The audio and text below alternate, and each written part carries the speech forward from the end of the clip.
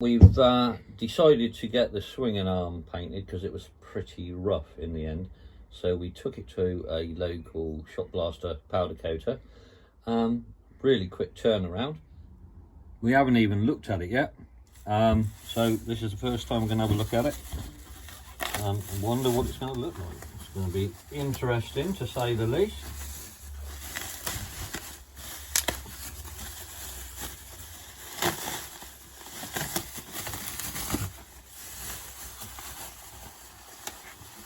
Well, that's the underside, and that was pretty manky. I mean, obviously he's not going to fill it, but it's better than it was. Rusty. On this part, this portion of the swinging arm looks really good. Yeah, I'm really pleased. There's a little bit of corrosion here that was, but it's been sandblasted and powder coated. Yeah. Overall, I think that's pretty good. Compared to what it was and what he had to work for. So that goes up against the exhaust. That was pretty rusty, and so this side was rusty too. Yeah, he's got all the nooks and crannies done. Now all we've got to do is get it fitted. So we put the boot on. There's a little bleed. There's a little drip hole at the bottom, so that has to be at the bottom. Slide that on. We have rubbed that part of the swinging arm down just there where it goes into the bearings because it's a little bit tight. I've put some grease on it, ordinary grease, multi-purpose bearing grease, both sides, just to help it slide in. And we're going to put the drive shaft in after we've got the swinging arm into position. So let's get going. I have also put some CV grease in the drive shaft end there, just a little drop. But I put some on the shaft as I slide it in.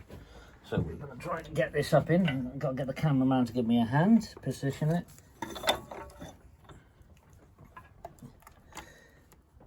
Right, we had to stop filming there because it's a bit of a two-man job getting that all in. So we've just slid the pivot bolt in most of the way. You've got to make sure, just here. Yeah, you've got to make sure, if you go the other side, that the CV, the universal joint boot, this boot doesn't get caught up in any way. It's a bit of a pain because I've got straps on it to hold the bike up because we have got nothing else to hold it, so we strapped it to blocks underneath. But that's all free. You just must so you don't get it tied up. Then I'm going to push this bolt home, pinch it up. We're going to torque it all up later, but it's about 54 foot-pounds. So I'm going to put the drive shaft in now. I'm just going to take this screwdriver, just locate it in the shock just to hold the shaft up. So that's just poking through there. So here we go with the shaft. We're going to try and get the shaft in now. You might have to I'll put a little bit more grease on there.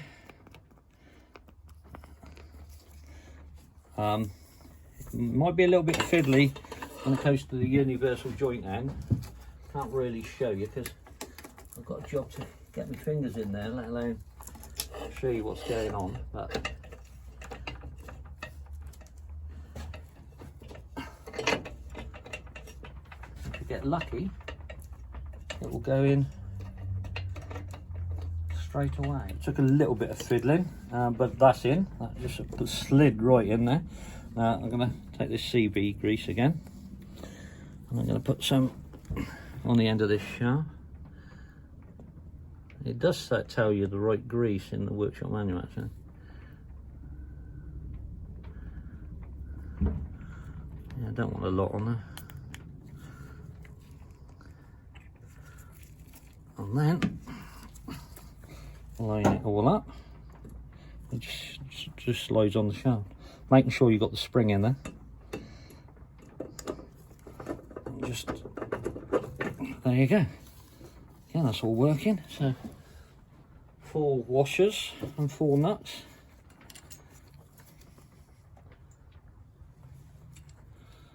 Put one in for now, just stop it from falling off. Just finished tightening these up. They got to be 30 pound a torque, but I think they were tighter than that. So that's a fair old bit. Not too tight. I will check them later. I'm not worried if they're a little bit more. I've put the rag on there just so I don't scratch the paintwork.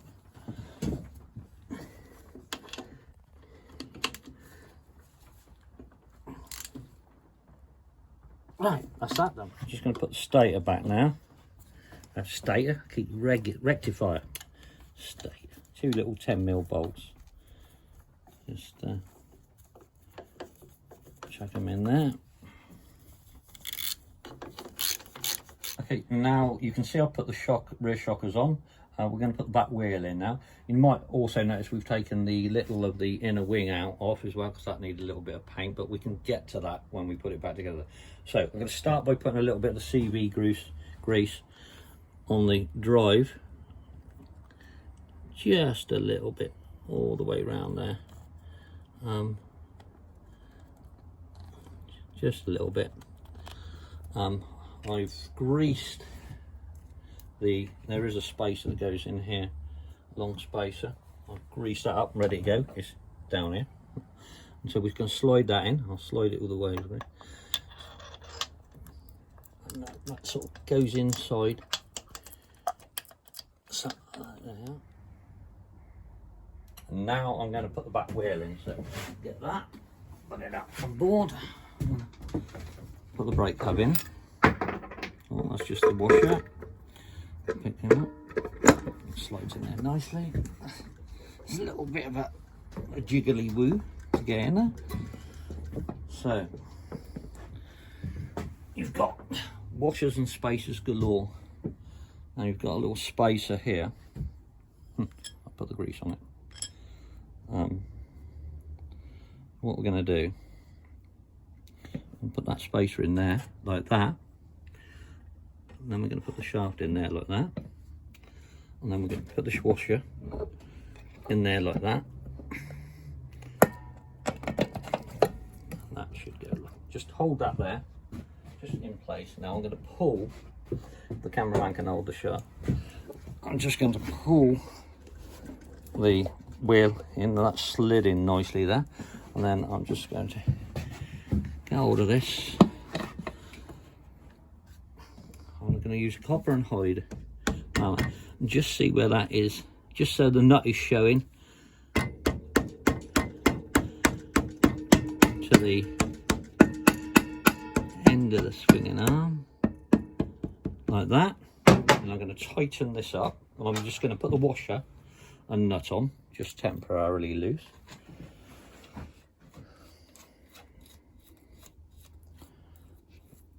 Just hand tight. Now I'm gonna tighten this up. So that's gonna, when I've tightened this up, I can then squeeze it all together with the axle nut. But first of all, I'm going to put the arm for the brake arm, torque arm, on which we've painted up. I always like to put plenty of copperies on it. Don't matter if it's going to come out. At least it won't seize up like it was before. Make sure the little bleed holes are at the back.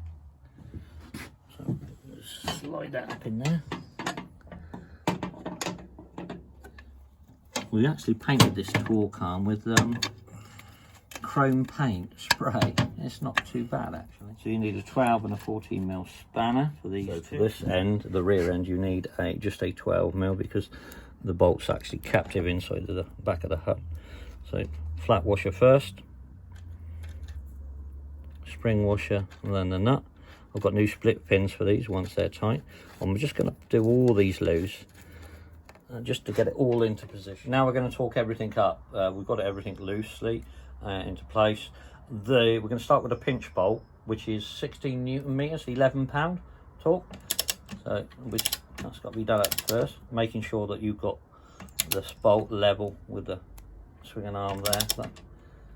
So we're going to do the axle nut here first, which is 105 Newton meters or 75 pound of torque. But you may have to go a little bit further just to get the split pin in. So that's that. Yeah, I've got to go a little bit further to get the split pin in.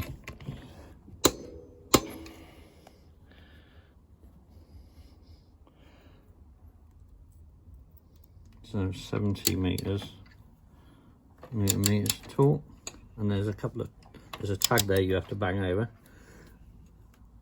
There you go. That's it, that's fine. Right, we've knocked the tags over, as you can see there. We're going to put the link arm on for the brake now. It was a bit of a bugger to get this in here, really.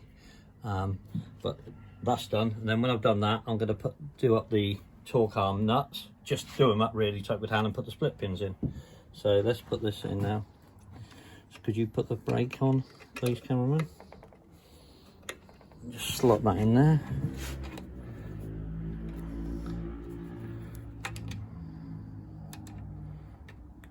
All thumbs today, right? Right. Just do that for a fair bit. Let off the brake, please. Right, now I'm going to do the torque arms up now. The torque arm nuts. So it's 14 at the back, 12 at the front here. I've put plenty of copperies because it was rusty, isn't it? It was seized. It's just where all the water goes. That's really tight, so I've done that. And a 12mm on this end. And it's just a question of putting a split pin in both ends.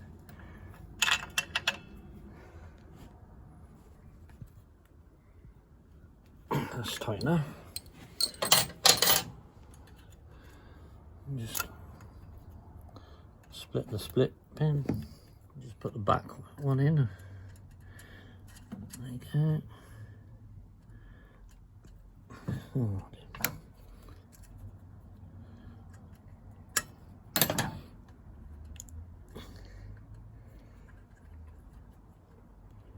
there you go. That's it. We need to get the brake adjusted up. We can't do it at the moment because of